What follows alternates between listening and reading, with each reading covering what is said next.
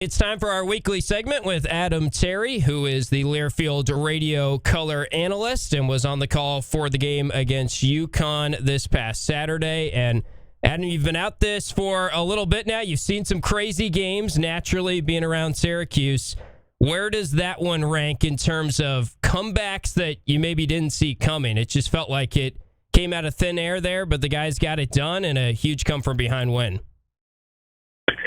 Yeah, for Syracuse coming out, I think the biggest thing is you saw it against Tennessee, you saw it against UConn, is that the ability to kind of start to string things together in the second half. So, not getting out early, not jumping out early has hurt them in the last two games. And from my perspective, when I looked at it pregame, a close game was something that I saw going in UConn's favor.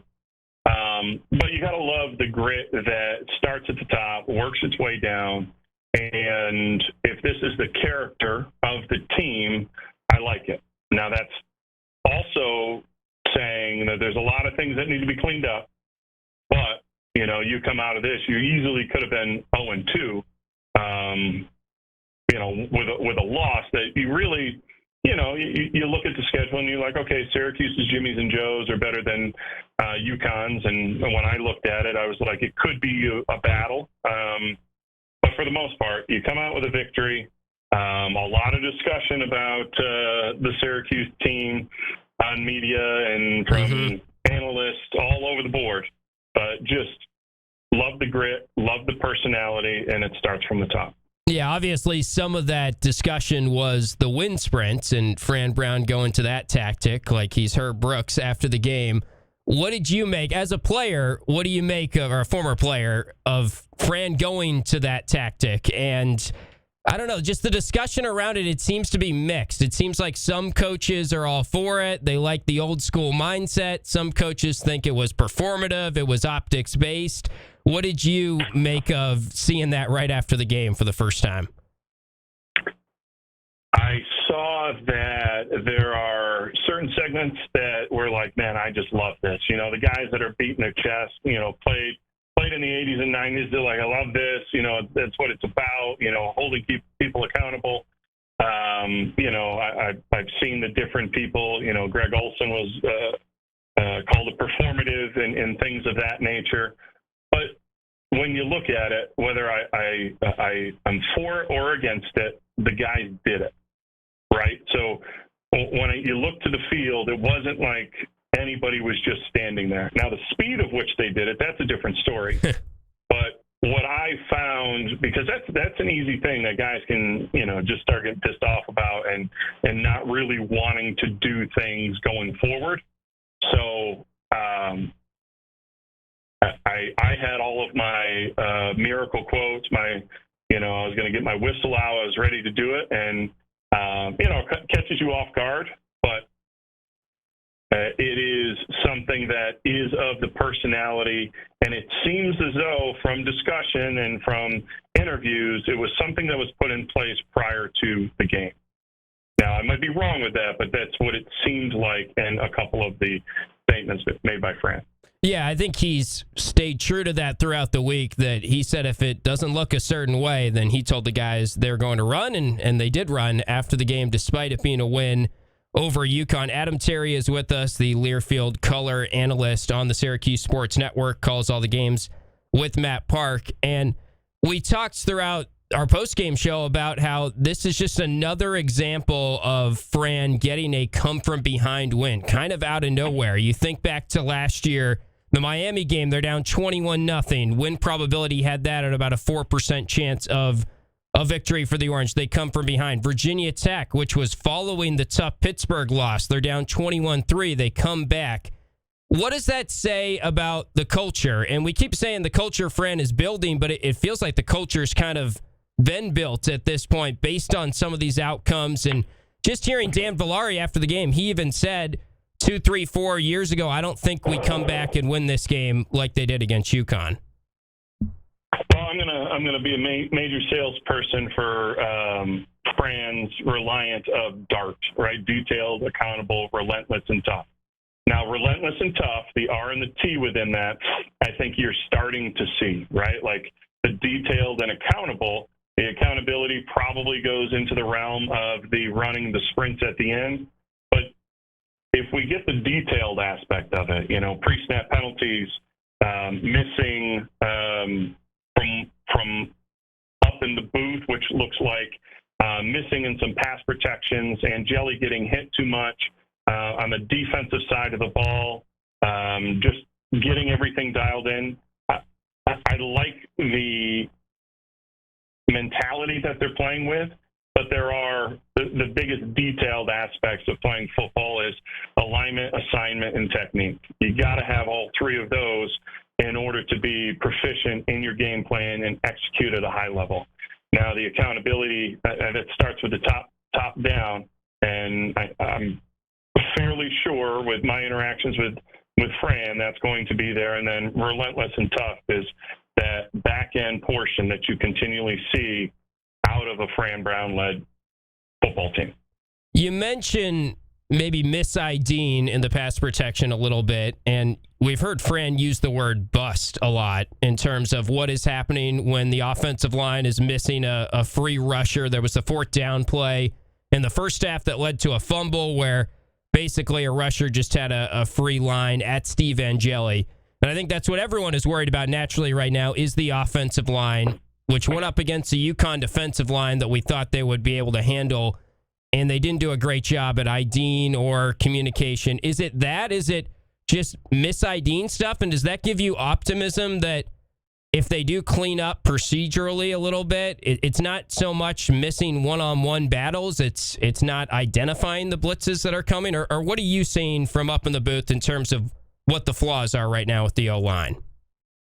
Well, without a script, right, and without a headset, understanding and knowing what the plays are, it's difficult. You start to see some of it happen over the past 2 weeks.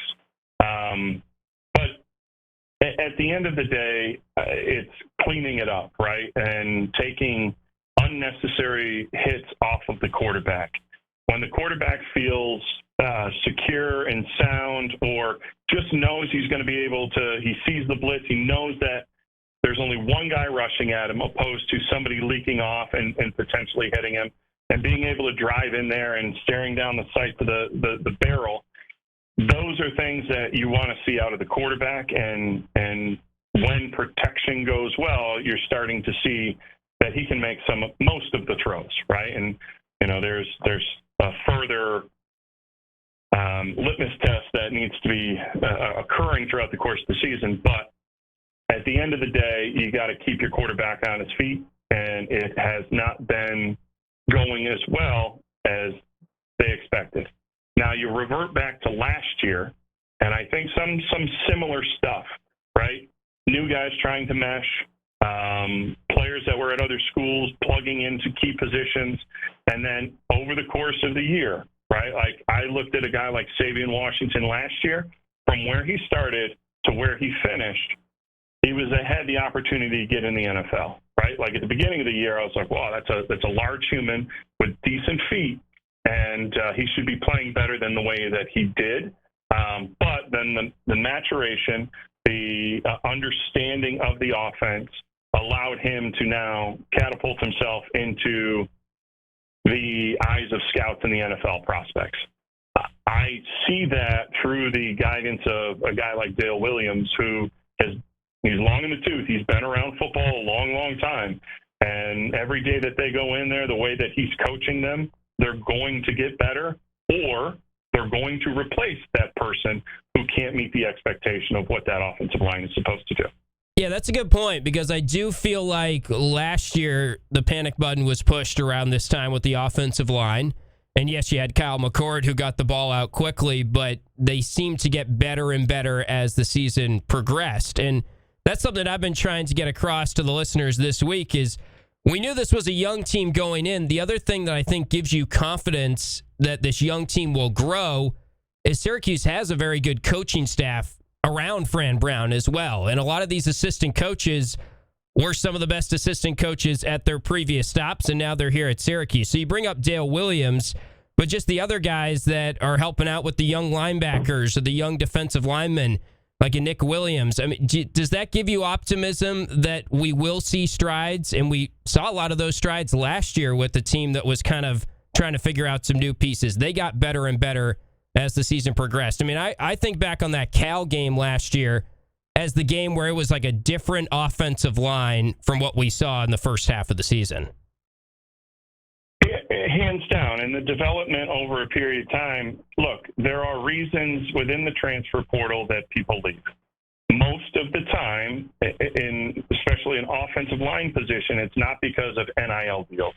It's because of maybe playing time or scheme or fit, however those look.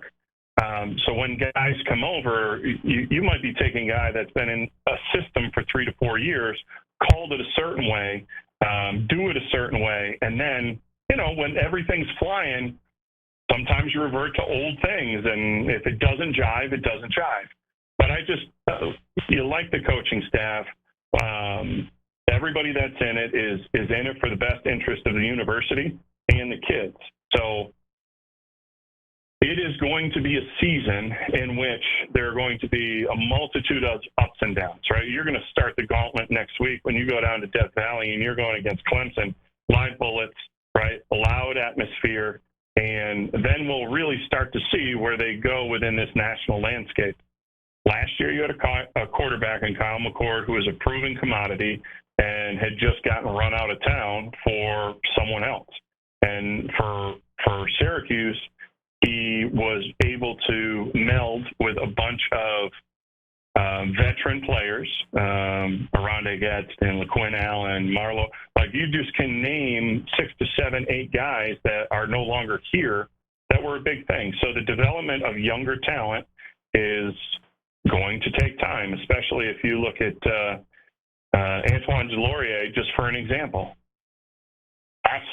Two games ago, he was starting in high school. Fantastic, right? We got a long way to go from Marlowe Wax to Antoine Delorier, right? And that's not a knock on Delorier. He's young, right? You got a long way to go in order to become a player that is currently on an NFL roster. Yeah, I mean, and he's making the pass breakup at the end of the game in his second game of his college career as a true freshman. Demetrius Samuel is up against Skylar Bell in some situations, and he should be a high school senior right now. He's 17 years old. That's something Fran said in his press conference this week. Well, Adam, we'll leave you with this. What do you want to see against Colgate this week, knowing that it should be an easy win? Is there anything in particular, like get the ground game going a little bit more, or anything that stands out that you would like to see them check that box and make you feel a little bit more confident in what they have going into Clemson? The biggest thing for me is, that detailed aspect, the alignment, the assignment, and technique. Pre-snap penalties occurring because people don't know where to line up, or people are being covered up on the offensive side of the ball. Just really sound in the back end defensively, not seeing pre-runners go deep. It is one where the pre-snap, sideline interaction, where everybody's on the same page, you're not running personnel out late, that just gets really dialed in against a Colgate, because your X's and O's should beat up on a team like Colgate, even though, you love what Coach Fitzpatrick was able to do at Cortland, and now parlay that up to Colgate and see what he can do there. But Syracuse, where they want to go and who they want to be, need to be completely dialed in, and there are no fire drills or, a guy running in late, a guy doing this. Like, everybody within that place, if there's 0 fans in there, everybody knows that they're doing the right thing. They're in the right spot. It's the right call, and they're dialed in. That's the thing that I want to see the most, because guys are playing hard. They've got to clean up on tackles once again, but it's also the pre-snap stuff, the alignment, the assignment, and the technique. And once they do that, then you can start to work forward and say, okay, this is what we could project into, because it is really hard, really fast. Yeah. All right. He is Adam Terry. We'll chat with you on the quad ahead of the Friday night game against Colgate on the Learfield broadcast, and we'll be chatting with you every single week here on Drive Time. Appreciate the time, Adam.